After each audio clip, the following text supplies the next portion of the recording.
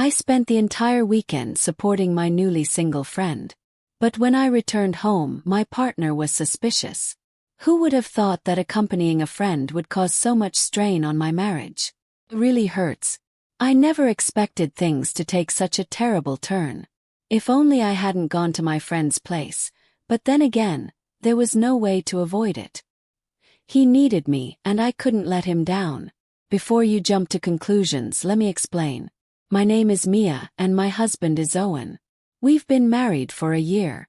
Owen is the type of guy who can always make you laugh.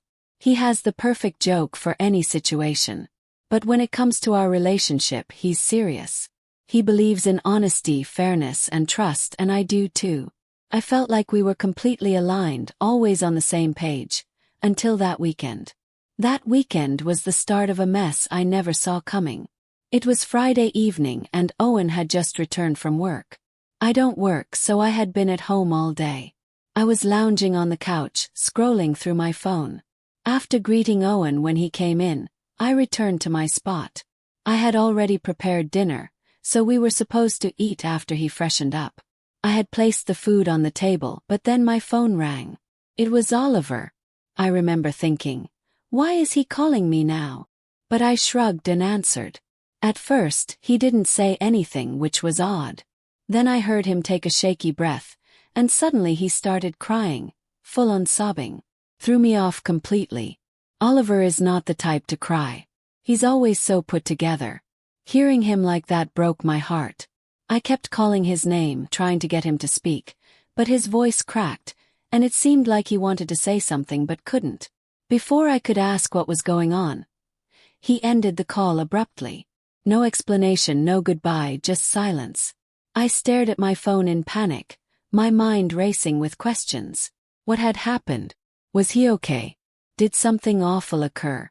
I was about to call him back when my phone buzzed. It was a message from Oliver that read, "She's gone. Can't do this. I'm falling apart." My stomach sank. I knew he meant his fiancée. They had been together for years and were about to get married in just a few weeks. I couldn't even imagine the pain he was feeling. Without wasting any time, I rushed into the bedroom to change. Oliver's message really shook me. By the time Owen finished in the shower, he gave me a curious look and asked where I was going. I felt a bit awkward but explained that Oliver was devastated and needed me. I told him that Oliver's relationship had ended and that he sounded completely broken. I couldn't stop thinking about him crying on the phone. I needed to check on him. Owen paused for a moment and then asked, "Do you really have to go? Can't you just talk to him over the phone?" He wasn't saying no, just wondering if it was really that serious. Honestly, I wasn't sure how to explain it. I know Oliver well enough to understand that he's terrible at handling heartbreak.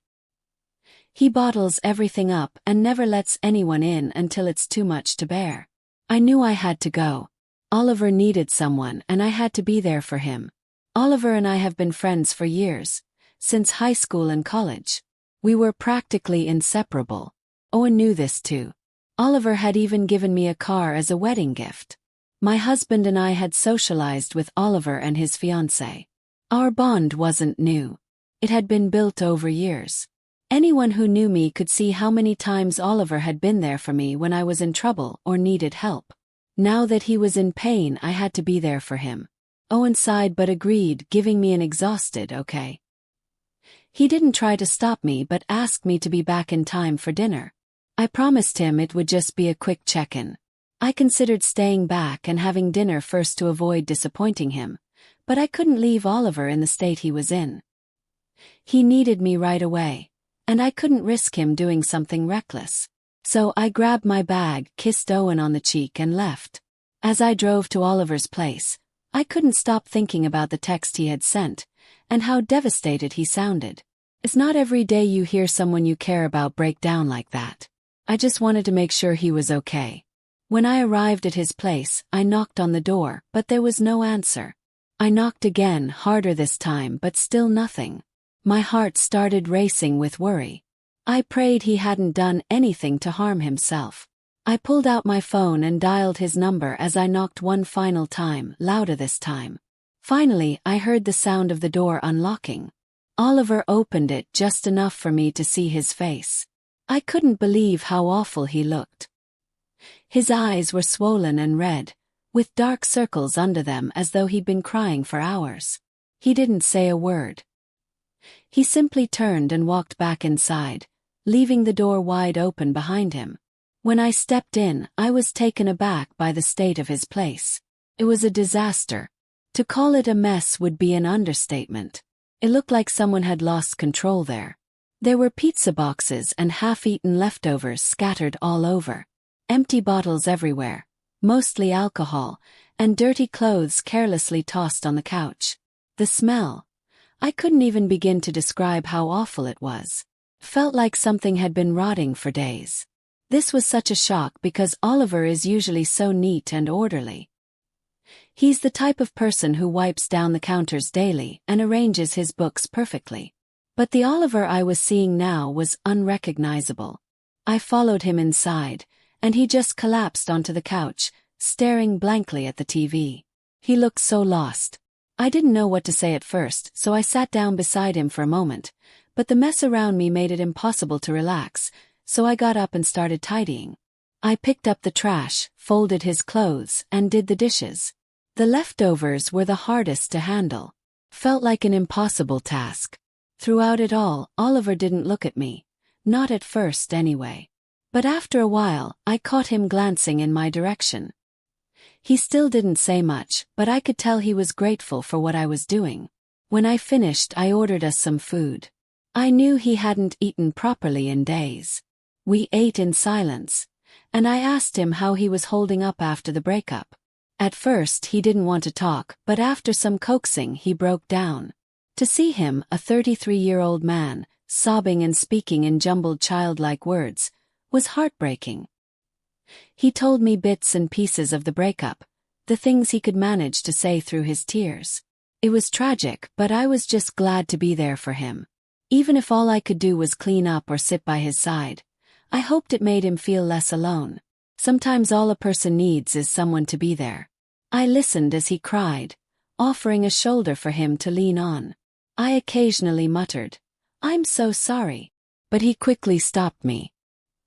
He said it wasn't my fault, that I wasn't the one who had broken his heart, so I had no reason to apologize. I asked if he wanted me to help him talk to his ex-fiancée, and he told me she had blocked him on every platform. I thought that was absurd, so I tried to call her myself. To my surprise, I was blocked too. She clearly wanted nothing to do with him, or anyone connected to him. Her refusal to answer made Oliver even more upset. He broke down further, and I tried to comfort him. I moved closer, rubbing his back and offering words of reassurance. He cried harder, asking me what he had done wrong to lose the love of his life. I pulled him into a tight embrace, trying to calm him. The weekend that changed everything, telling him that he hadn't done anything wrong. In hindsight, I realized that was probably a mistake.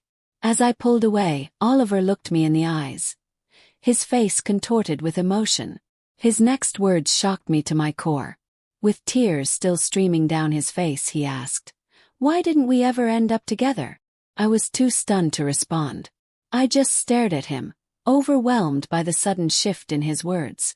He went on to tell me that we were perfect for each other, that I understood him like no one else, and that if we had been together we wouldn't be going through this. That was when I found my voice again. I told him to stop saying things he didn't mean, that it was just heartbreak talking, but he wasn't convinced. He believed we were more compatible, and I insisted he was just drunk, which he was since he had been drinking all day.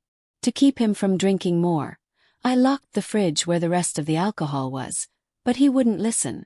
Looking at the time, I realized it was getting late. So I told Oliver I had to head home to have dinner with my husband. But as I started to leave, Oliver grabbed my arm and begged me not to go. I tried explaining that I had promised Owen I'd be home for dinner, but Oliver, with desperation in his voice, told me he was afraid he would do something drastic if he was alone. I didn't know what to do. I felt cornered. I had promised Owen, and the thought of breaking that promise felt wrong. As I stood there unsure, Oliver slumped further into the couch, making a soft, pitiful whimper, almost like a wounded animal. That was what broke me. I rushed back to him, asking what was wrong. He told me his heart hurt so badly and he cried like a child. In that moment, I completely forgot about my promise to Owen. I tried to comfort him, helping him lie down on the couch. I grabbed a blanket from his room and covered him with it to keep him warm, but he told me he was still cold and he was scared of being alone. Then he asked if I could lie beside him. Felt so strange to me. I'm married, and here I was being asked to lie down next to my male friend. I hesitated, but Oliver asked again. And after thinking it over, I convinced myself it was just to help a friend in need. There was nothing to it. Oliver wasn't a stranger. We had been friends for so long and he knew my husband. My husband knew him. There was no harm in it, right? So, I climbed into the blanket with him and held him close. Looking back, I realized that was probably my second big mistake. We spent the night on the couch, and I could feel him pressing against me as we lay there. I didn't think much of it at the time, but by morning, everything felt off. I thought about going home, but I couldn't shake the feeling that I had done something wrong, even though I hadn't done anything intentional. Oliver seemed a bit better in the morning, though still depressed. He thanked me profusely for being there for him, and I was glad I could offer some comfort. Later that morning, Oliver's ex-fiancée sent someone to pick up her belongings. That triggered another wave of depression in Oliver. He had a panic attack, his face turning red as he gasped for breath. I quickly helped him into a cold bath, which calmed him down. After he had eaten, I sat with him and gave him some advice. I told him he couldn't let one woman ruin his entire life. We talked for a long while, and when I saw that it was getting late, I knew it was time to leave. I had already spent the entire weekend at Oliver's and needed to return home to my husband. He asked if I could stay a bit longer, but I explained that I couldn't. He said he understood, and just before I left, he kissed me. I was frozen in shock. I didn't move, just sat there as he kissed me. After a few seconds, he pulled back and looked into my eyes.